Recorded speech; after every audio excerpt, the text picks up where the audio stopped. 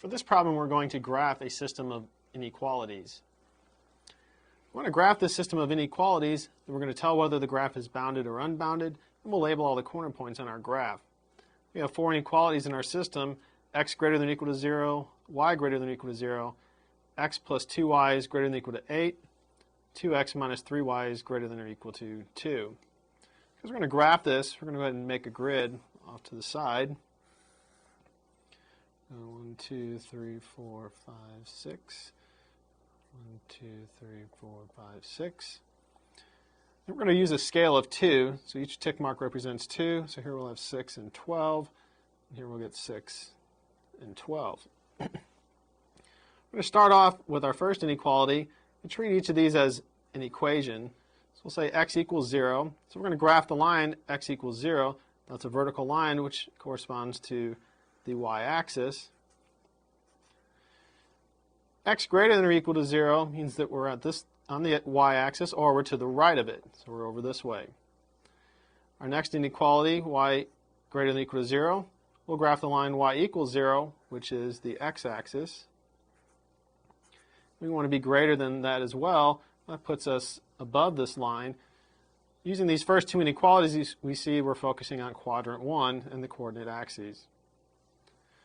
We're going to move on to our next inequality. X plus 2y is greater than or equal to 8. So again, we'll treat that as an equation.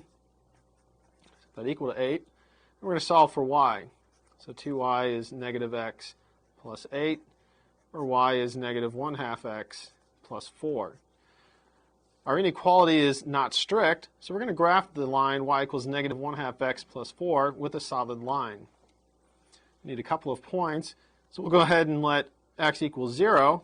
If we do that, we get 4. We get this point right here, 0, 4. If we let x equal 4, 4 times negative 1/2 is negative 2. Negative 2 plus 4 is positive 2.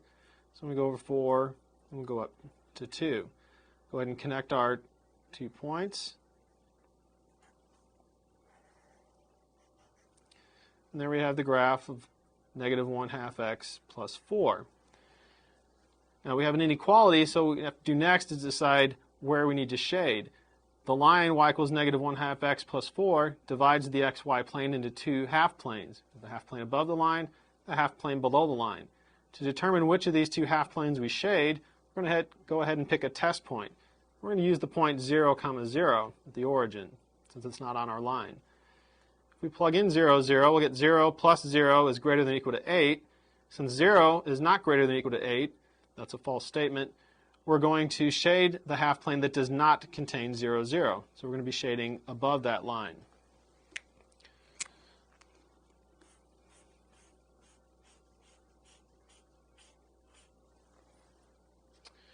Next, we'll look at our last inequality. 2x minus 3y is greater than or equal to 2.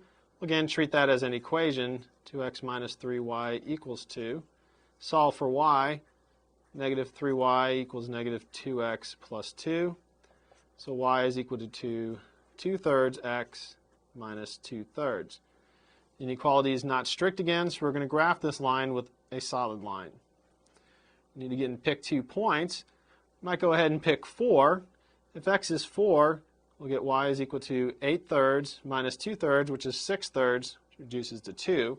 So at 4, 2, we get this point right there. We go ahead and pick 6. 6 times 2/3 will give us 4. 4 minus 2/3, 4 is roughly 12/3. We're going to get something at 10/3, which is a little bit bigger than 3. So at 6, we're going to go up slightly bigger than 3, which put us about right there. Connect our points. And here we have the equation for y equals 2/3 x minus 2/3. We again need to determine which half plane we're going to shade. This line divides the xy plane into two half planes. We're going to use our test point 0, 0 again because it's not on the graph of this line.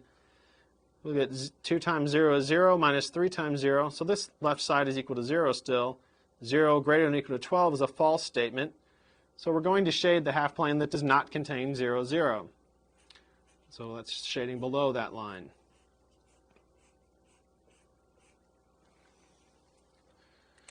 The solution to the system of inequalities is going to be where the overlap is in our shaded areas. Remember, we're focusing in on quadrant 1, and we're looking for the overlap of these two remaining shaded areas. So we can see that our solution set will be in this region right here, and these graphs continue on forever, so the graph will keep going out this way, the overlap region will continue to extend that way, and so this graph is unbounded.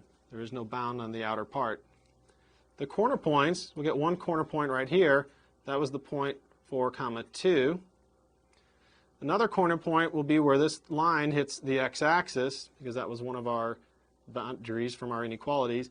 And this point right here is the point 8, 0. This shaded region, the overlap shaded region, extends out this way. Make sure that we realize that the solution to our system of inequalities is where the complete overlap region lies. That's for all the inequalities. Our first two inequalities told us to focus in quadrant 1, so even though we see that the red and the blue shaded area do overlap down here, that doesn't satisfy our first two inequalities together, which puts us in quadrant 1.